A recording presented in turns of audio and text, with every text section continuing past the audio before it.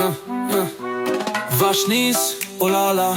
Non, chérie, je n'ai pas trop de jouets. Non, ce ne sont pas des jouets. Toi, tu as des jouets. Tu as un sac à main, un baignoire. Je n'utilise pas le baignoire. C'est toi, c'est une de tes affaires. Non, la coccinelle VW n'est pas un jouet. Non, ce n'est pas le cas. Je l'ai acheté pour nous, c'est un investissement. J'en ai vraiment eu besoin aujourd'hui. Ouais, mon camion ne fonctionnait pas. Une roue est tombée. Je sais pas, elle est tombée. Non, je pense pas que ça ait un rapport avec le fait que je l'ai fait sauter. Je pense que c'est les forts font parfois ça. J'ai le manuel juste ici. Je regarde. Ouais, c'est couvert par la garantie. Je vais le faire réparer avant que tu rentres aujourd'hui. Ouais, je sais. C'est une bonne chose qu'on ait une voiture supplémentaire alors. Non, tout tiendra dans la coccinelle. Ouais, non, aucun problème. Ouais, je suis sur le point de partir. Mais je dois y aller. Je dois démarrer la coccinelle et elle est super brillante. Je ne pourrai plus t'entendre. Ouais, tout est chargé. Ouais, tout rentre parfaitement.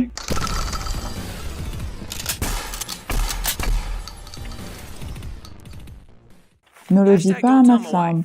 Ça devrait probablement être sur chaque épisode de Demolition Ranch et environ la moitié des épisodes de Off the Ranch. Ce ranch devrait être sûr pourtant. Bienvenue au ranch. Je suis content que tu sois là. Je dirais que je suis un peu fanatique de zombies. J'adore les trucs de zombies. Je suis obsédée par les Walking Dead. J'adore ça. Je vais bientôt être dans un film de zombies. On tourne ça dans environ un mois. Un petit rôle, mais je suis quand même super excitée. Et je joue beaucoup à des jeux vidéo de zombies. C'est pourquoi je suis très content que Zombie Gunship Survival ait sponsorisé cette vidéo. Zombie Genshin Survival, c'est à peu près exactement ce que ça semble être. Tu tires sur des zombies depuis un avion de combat, un AC sans train dans le ciel. Tu fais pleuvoir des balles, tu protèges ta base au sol, tu protèges des troupes au sol et tu détruis des zombies. C'est assez unique. La plupart des jeux de zombies sont des tirs au sol. Là, c'est différent et c'est amusant.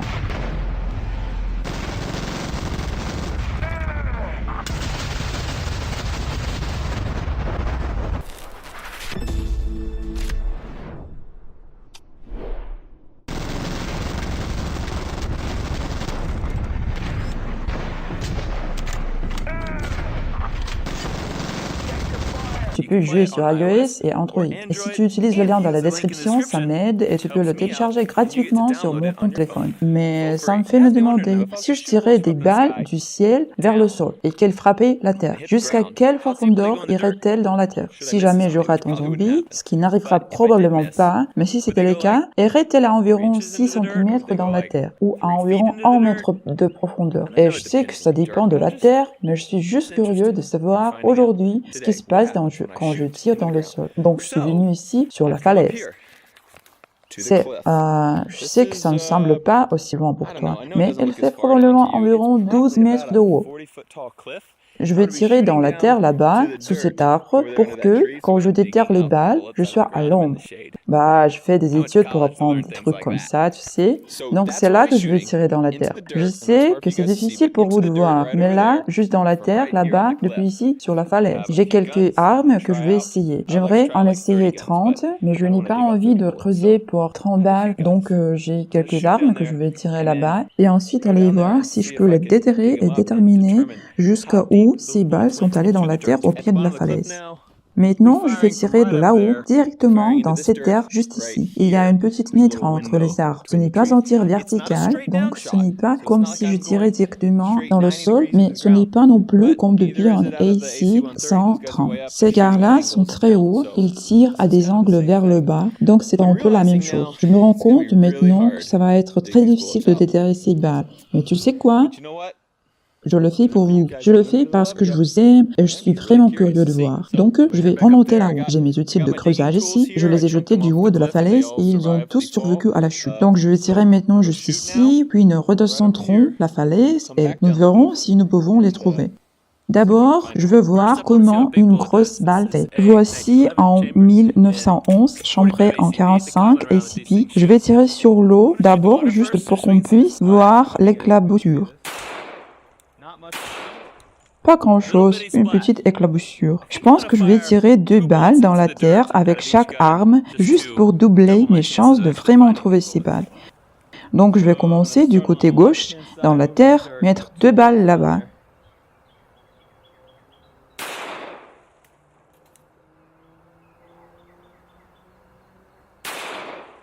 Et je réalise que ce n'est pas du tout excitant à regarder pour vous, car vous ne pouvez rien voir. Moi non plus, je ne vois presque rien. Je vais prendre une plus grosse arme. Donc c'était du 45 ACP, prenons plus gros. Voici un 45 Magnum.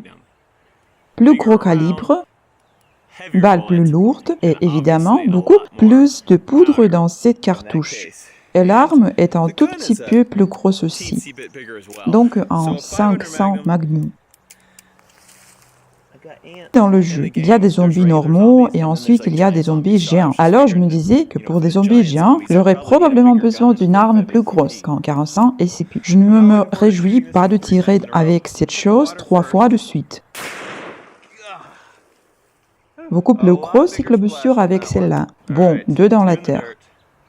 Ma main me fait déjà mal.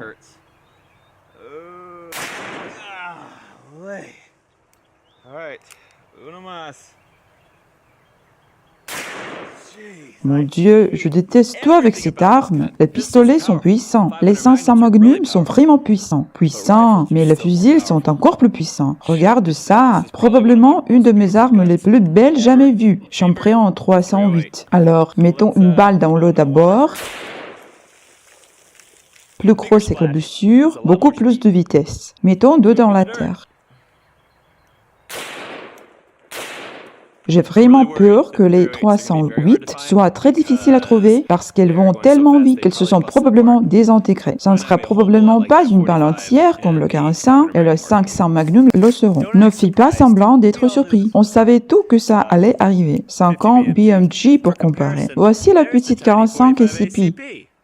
Petit gars mignon. Chargeons ça. C'est là que Matt tombe de la falaise en essayant de tenir un fusil de sniper. Eh oui, ça devrait aller. Tirons dans l'eau d'abord, et pas sur la pelle. Grosse éclaboussure, gros boum. 2 dans la terre. Ok. Maintenant, le travail commence. Je vais descendre là-bas et eux commencer à creuser. Et quand je dis descendre, je parle de prendre mon vélo électrique. Plus intelligent, pas plus difficile. Je me rends compte non à quel point ça va être terrible, genre juste de trouver les balles. Je peux voir où quelques-unes des grosses ont frappé là-bas, probablement la 50 BMG. Ce sera facile de trouver celle-là. Mais comme la 45 SCP, je tirerai pas ici quelque part et on ne voit presque rien de perturbé. J'espérais qu'il y aurait un gros trou évident dans le sol, mais je veux dire, il y a un impact là, ce qui est sûrement une 50. Il y a un trou là, et un trou là. Je suppose encore des 5 ans et eu probablement 1 ou 2 balles de 308. Je vais juste commencer à creuser dans les trous que je vois. Attends. Je devine que ce trou est en 308 et je peux voir un petit morceau de la chemise de cuivre, je pense. Oui, un petit morceau de... peut-être c'est du plomb. Regarde à quel point c'est mou. C'est du plomb, super facile à plier. C'est un petit éclat de plomb. Ce n'est pas un bon signe qu'il ait brisé autant de plomb en frappant la terre, car ça signifie que ça va probablement être difficile à trouver. Mais je vais continuer à creuser, voir ce qu'on a ici. C'est comme si je cherchais de l'or. Est-ce que c'est encore du plomb? Qu'est-ce que c'est que ça? Oh, c'est du cuivre mélangé avec du plomb. Tu vois cette couleur cuivrée juste là? Ouais, cette balle est complètement écrasée. Voilà un morceau de plomb. Voilà un bout de cuivre écrasé. Bon, on va voir jusqu'à où va le trou, même si la balle semble complètement déchiquetée. Je peux la voir. Vous voyez tous ce truc brillant là-bas? C'est du cuivre. La voilà. Cool. En fait, je ne suis pas sûre que ce soit du 308. C'est à 100% notre 500 Magnum. C'est une 500 Magnum, donc notre 500 Magnum est à l'air. Ouais, environ 12 mètres dans la terre. Cool! Alors si la 500 Magnum s'est autant déchirée, je parie que notre 308 est totalement désintégré. Donc peut-être que c'est là 500, c'est là 500, peut-être que celle-ci est la 308 parce que ça ne ressemble pas. Tu vois, il y a un trou évident ici. Et il y avait un trou évident là parce que là 500 est si grosse. Alors peut-être que celle-ci est la 308 parce que ce n'est pas vraiment évident qu'il y ait un trou ici. Ah voilà, il y a un trou. J'ai trouvé un petit morceau de plombe avec un peu de cuivre dessus. Je vais continuer à creuser, mais j'ai un peu l'impression que je vais pas trouver la 308. Je vais abandonner ici. Je n'ai trouvé aucun autre fragment du bal, donc je crois que c'était la 308. Je pense que la 308 s'est éclatée en plein de tout petits morceaux. Ah oui, c'est un trou d'environ 20 cm de profondeur. Alors, regardons les 50 BMG.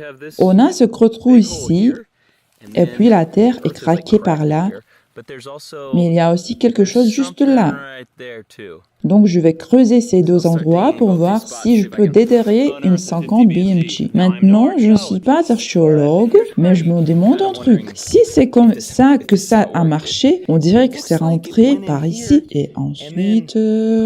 Je ne sais pas si ça se connecte, mais il y a une racine cassée juste ici, non? Donc c'est clairement passé par là. Et il y a un gros trou ici. Mais la racine tout droit là-bas est cassée. Mais il y a aussi une racine cassée ici, juste là. Et il y a aussi cette énorme marque dans la terre à un angle bizarre. Je tirais vers le bas à cet angle. Il y a une marque qui monte à cet angle. Est-ce possible qu'une balle soit entrée ici et ait ricoché en sortant par là? Je sais pas. Il y a cette pierre juste là qui est brisée.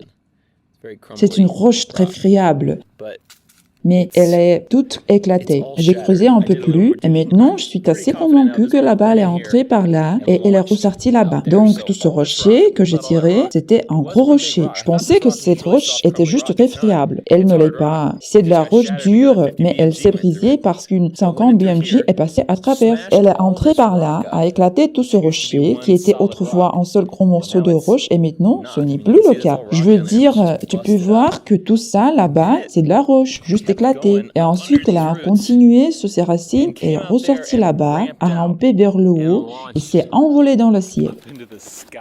Je suis assez confiant. Donc, on va pas la trouver. Autre preuve, c'est une chemise en cuivre d'une 50 BMG. Ok, j'ai tout déterré. Donc, on est tiré de là-haut. La balle est descendue à, je dirais, cet angle juste là. La balle est descendue à cet angle, a frappé quelque chose et a commencé à tourner. Elle est restée horizontale pendant un moment, puis a frappé cette rampe et est remontée par là et a décollé. Je n'aurais jamais pensé qu'une 50 BMG ferait un virage comme ça.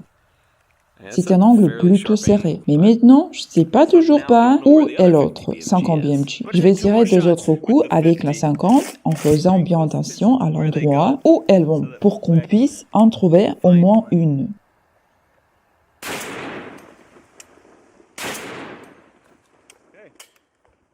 Ok, allons essayer. En voilà une. Et voilà une 50 BMG juste là. Donc, à partir de ces deux endroits, je devrais être capable de trouver au moins une balle. Pendant que j'étais là, en train de chercher, j'ai remarqué ce petit truc. C'est une balle de 308. Elle était littéralement juste là sur la seule. Je n'ai aucune idée. Je sais pas. Celle-ci vient peut-être de l'eau, peut-être? Peut-être qu'elle a rebondi hors de l'eau et s'est retrouvée sur la terre. Je veux dire, la chemise en cuivre est encore intacte, mais tu peux voir qu'elle a écrasé la majeure partie du plomb. Je veux dire, cette chose est super fine, ce qui est totalement bizarre. Trop bizarre. Je sais pas. Voilà notre balle de 308 que vous ne pouvez pas trouver. Donc le trou ici à gauche, je trouve déjà des morceaux de chemise de cuivre juste au sommet. Ces 50 BMG vont si vite qu'elles perdent leur chemise dès qu'elles frappent quelque chose. Plus de chemise au fond. Pour du trou, c'est cool. Ce trou fait au moins cette profondeur-là. Je ne touche rien à 15 cm. Je ne trouve pas cette balle. J'ai même pris la brioche et j'ai commencé à creuser et je n'ai toujours pas atteint le fond de ce trou. C'est super, super profond là-dedans, genre, je sais pas, probablement quelques mètres. J'ai toujours pensé que je voulais être archéologue. Mais je déteste ça. Je vais juste aller jouer à Zombie Gang, je sais pas. Toi aussi, tu devrais, le lien dans la description m'aide, merci. Ce trou, il est totalement profond.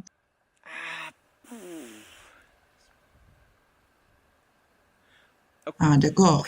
Il n'y a aucun moyen de parler de ça sans faire d'allusion. Et quand je le ferai, vous allez vous commenter, vous moquer de moi et être des imbéciles à ce jeu. Je l'ai déjà fait. J'ai vu les commentaires. C'est ce que vous faites. Je sais ce qui va se passer quand je parle d'intro. Donc je vais juste le dire. Je vais le dire comme ça. Vous devriez être cool, mais si je sais que vous ne le serez pas et que vous allez vous moquer de moi, je vais juste le dire. J'ai fini de jouer avec ce trou parce que je suis à 35 cm de profondeur et je n'ai toujours pas trouvé ce que je cherchais. Voilà, je l'ai dit. Et je vais probablement me faire bannir de YouTube maintenant et je m'en fiche. We had a good run. That's a great idea. What about the quad hop?